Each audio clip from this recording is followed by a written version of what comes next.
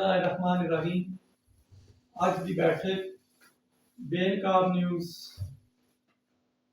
Channel HD और इंसाफ press club district Gujarat इसने platform तो जनाब जेड़ा एक डिस्ट्रिक्ट गुजरात ने अंदर तहसील सराय आलमगीर विच बहुत बड़ा सानिया होया दिल सोज जिसने विच जोरा जनेद की अगवा करके उसने ना ज्यादती की गई है और उसके बाद उसका कत्ल कर दिया गया। इस दिल खराश वाक़े जेड़ी का पुलिस ने कारकर्दगी हुई है या अहले इलाका जितना तावन किया है उसने हवाले नाल मेरे नाल इंसाफ प्रेस क्लब ने सदर जनाब राजा शमरेज साहब और मेरे नाल जनाब यू बोल न्यूज़ ने जनाब राजा अमर साहब और मजलिस आमला इंसाफ प्रेस क्लब गुजरात ने चेयरमैन मौजूद हैं। मैं इन्होंने इस हवाले नाल सवाल करांगा कि क्या तुसी पुलिस ने जी 5 जनवरी की ये वाक़या होया है और 16 जनवरी तक पाया कैफे किरदार तक मुलजम पहुंच गया, क्या तुसी इस कारकर्दगी तू पुलिस ने तू मुतमिन होए हो और अपने अल्फाज नाल किस तरह तुसी इनकी शाबाश देना चाहते हो? राजा अमर साहब। बिस्मिल्लाहिर्रहमानिर्रहीम। आप साहब सब की पहले तो असी DPO गुजरात सैयद मुतंसर हुसैन बाजवा और उन्होंने बताया तीनों सर्कल ने DSP और उन्होंने 10 SHO की जड़े इस केस विच इन्वेस्टिगेशन कर रहे सी उन्होंने असी खारजे तहसील पेश करांगे कि इतना खतरनाक केस और जड़ा ये रेप का केस होया है उसकी ट्रेस किया गया, ये पुलिस की बहुत बड़ी कारकर्दगी है। पुलिस वास्ते ये एक चैलेंज बन चुका सी और पुलिस ने चंद दिनों में इस केस की ट्रेस करके ते अवाम ने तमाम ते पूरा उतरे न। DPO गुजरात ने एक टीम तश्कील दी थी कि फौरी तौर पर उस दरिंदे की उस नासूर की फौरी तौर पर गिरफ्तार किया जाए और वो नासूर जिसका नाम नदीम है उसकी गिरफ्तार करके कैफे किरदार तक पहुंचा दिया गया है। मैं समझना कि वो उसकी कम सजा दी गई है।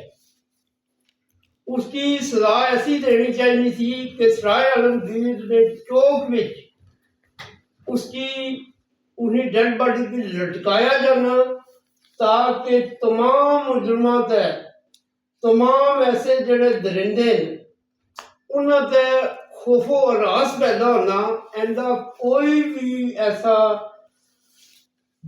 खतरनाक जुर्म करने की घबराना। अमर साहब इस देखो नदीम जट ना किस तरह ट्रेस किया गया है। देखो इसने कम अज कम बंदा गिरफ्तार किया है जिसने विच इतनी अच्छी इन्वेस्टिगेशन हुई है कि असल मुजरम तक पुलिस पहुंची है। इसके बारे तुसी जिहड़ी इन्वेस्टिगेशन की गई है या लैबोरेटरी टेस्ट होया है और चंद दिनों में जेड़ा कि बहुत मुश्किल DNA टेस्ट होना है किसी बंदे की 100-200 बंदे की ट्रेस करके लिया, क्या समझते हो पुलिस इसने हवाले नाल क्या है? सर इसने हवाले नाल मैं ही कहूँगा कि ये पुलिस की बहुत बड़ी कामयाबी है। उन्होंने तकरीबन 100 मुजरम गिरफ्तार किया। उन्होंने इन्वेस्टिगेशन करने वो आखिर इस नतीजे तक पहुंचे कि उन्होंने मेन 3 मुजरम आ गए। वो जड़ा टेस्ट है लैबोरेटरी टेस्ट ये बहुत महंगा तरीन टेस्ट है, ये तकरीबन 30-40-50 लाख रुपए का टेस्ट है। उस 100 मुजरम का टेस्ट पुलिस नहीं सी करवा सकनी कि पुलिस को इतने वसाइल ही नहीं होने। ਆਖਰ ਉਹਨਾਂ ਤਿੰਨਾਂ ਮੁਜਰਮਾਂ ਦੀ ਇਨਵੈਸਟੀਗੇਸ਼ਨ ਕਰਕੇ ਤੇ ਉਹਨਾਂ ਟੈਸਟ ਕਰਵਾਇਆ, ਜਿਸ ਵਿੱਚ ਇਹ ਜਿਹੜਾ ਹੈ, ਇਸ ਟੈਸਟ ਵਿੱਚ ਨਦੀਮ ਜਿਹੜਾ ਹੈ ਉਹ ਮੁਜਰਮ करार ਦਿੱਤਾ ਗਿਆ ਔਰ ਉਸ ਮੁਜਰਮ की ने गिरफ्तार ਕੀਤਾ है। ਇਹ ਪੁਲਿਸ ਔਰ ਪੁਲਿਸ ਦੀ ਜਿਹੜੀ ਪੂਰੀ ਟੀਮ ਸੀ 10 SHO ਆਬਦ ਸਾਹਿਬ और 3 DSP और DPO गुजरात इस केस की खुद इन्वेस्टिगेशन कर रहे सी और वो आखिर उन्हें काफ़ी 7-8 दिन इसकी इतनी बेहतरीन इन्वेस्टिगेशन की है। मैं तो यही कहूँगा कि अगर असली पंजाब पुलिस और इस तरह के केस इस तरह ट्रेस करे तो मेरे ख्याल से जुर्म होना ही नहीं है। पुलिस से सवालिया निशान उस वक्त उठने ने जिस वक्त पुलिस मुजरम पकड़ के छोड़ देनी है, मुजरमां ने ताकब नहीं करनी, मुजरमां ने पीछा नहीं करनी। जैसे कि तुम पिछले दिन सुनया होगा कि मैं DPO गुजरात साहब की भी ये पैगाम देना चाहना कि पिछले दिन तुम सुनया है कि थाना बलानी के अंदर 1 माह के अंदर 1.5 माह के अंदर 2-3 बहुत बड़े केस होए, जिस विच पहला केस ये होया कि काफ़ी सारे मोटरसाइकिल बरामद होए, उन्होंने कोई रिजल्ट नहीं निकलिया, मुजरमां की कोई सजा नहीं हुई। दूसरा केस पीर झाफर होया जिस विच 5-6 बंदे गिरफ्तार होए ने और एक बंदा जो सब दी कमजोर सी उसने चलान कर दिता गया।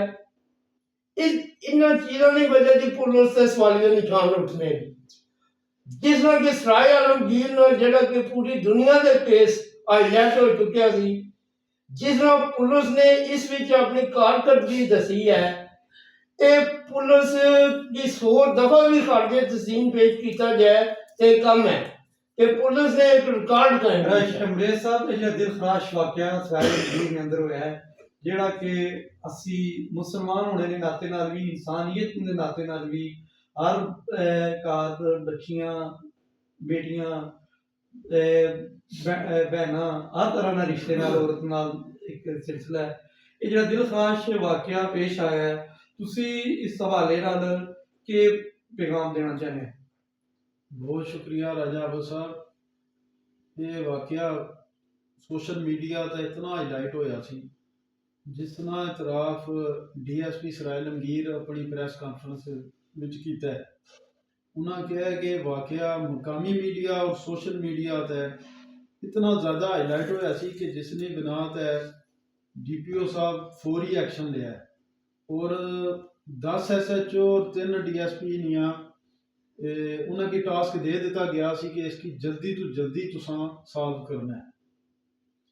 और DSP सराय आलमगीर जिहड़ा उन्हें अपनी प्रैस कानफ्रेंस सारा कुछ वाजह किया कि ये वाकया जिस तरह दिल खराश होया है, जितना जुल्म होया है, ज्यादती हुई है एक बच्ची नाल, फिर उसकी कत्ल किया गया है, तो इतनी जल्दी ट्रेसिंग पुलिस की कामयाबी पिछे मैं कहूँगा कि एक गौरमेंट जी होनी है मौजूदा या सबका उसमें बड़ा हथ होना है। तो पुलिस की ऐसी सहूलियात फराम की जान कि इस तरह कोई भी मसला बन जाना ना तो पुलिस को ऐसे हालात ऐसे महकमे होन ऐसिया उन्होंने को चीज़ा होंगे जोड़े उन्होंने वास्ते इस तरह ने अंधे जोड़े कत्ल है ना अंधी वारदात है उसकी ट्रेस करने वास्ते उन्होंने को सारा कुछ मौजूद होवे। फॉरेंसिक लैबोरेटरी जी इस वक्त लाहौर में है, ये मेरे ख्याल है काफली दौर चौधरी परवेज लाई साहब बनाई सी, महंगिया मशीना बैरूने मुल्क चो मंगवा के उसे की मदद नाल ये सारा DNA फॉरेंसिक रिपोर्टा। लेकिन यह कि पुलिस का किरदार बहुत अच्छा है।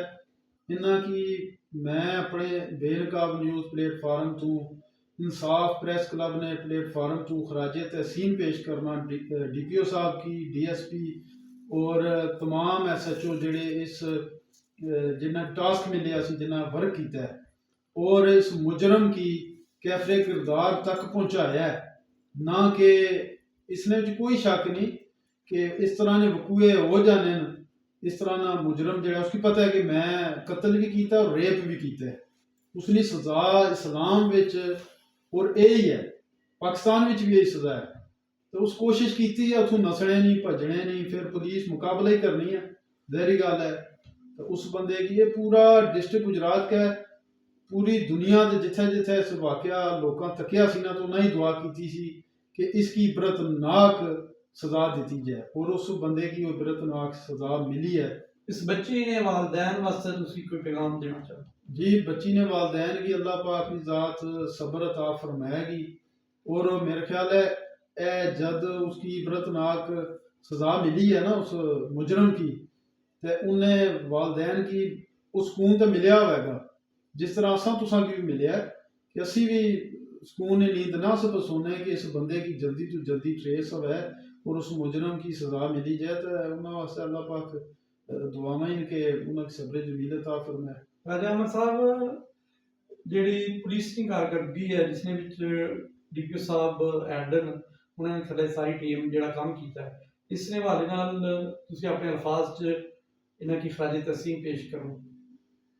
मैं आबद साहब बिल्कुल पुलिस ने कारकर्दगी बहुत अच्छी रही है। पुलिस खारजे तहसीन की हकदार है और डीपीओ गुजरात वो कारनामा किया है कि जेड़ा पुलिस से उंगलियां उठियां सी, अवाम ने एक तो उन्हें इतमाद बहाल कर दिता है, दूसरा अवाम ने इतमाद तो पूरा उतले न।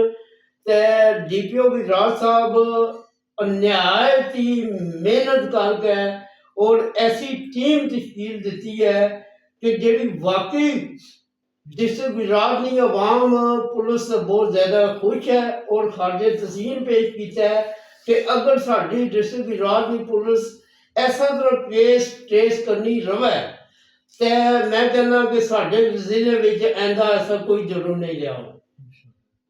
बेनकाब न्यूज़ चैनल और इंसाफ प्रेस क्लब ने प्लेटफार्म ਤੋਂ जनाब डीपीओ गुजरात और उन्होंने पूरी टीम की जनाब ਅਸੀਂ सलाम पेश करने और उन्होंने खराज तस्लीम पेश करने और उन्होंने जुर्तमंद फैसला करने का और जोड़ा मुलजम की कैफरे किरदार तक पहुँचाया है उन्होंने जनाब सलूट पेश करने। इन्होंने अल्फाज की इजाज़त चाहूँगा। अल्लाह हाफिज़।